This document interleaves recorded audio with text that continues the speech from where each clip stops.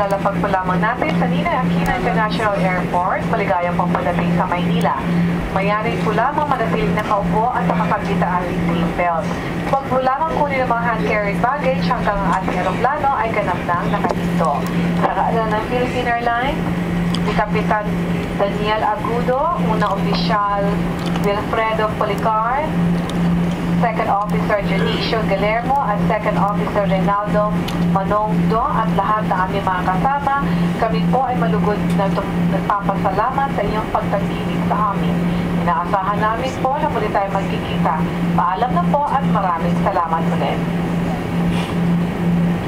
Ladies and gentlemen, we have just landed at Ninoy Aquino International Airport. Welcome to Manila.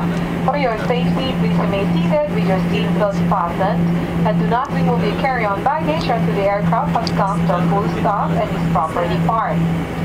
For passengers with connecting flights, our ground personnel at the transfer desk located at the arrival area will be happy to assist you. And on behalf of Captain Daniel Agudo, First Officer Wilfredo Policar, Second Officer Janicio Guillermo, and Second Officer Reynaldo Manongdo, and the rest of the crew, thank you for flying Asia's first Philippine Airlines. Mabuhay at maraming salamat po.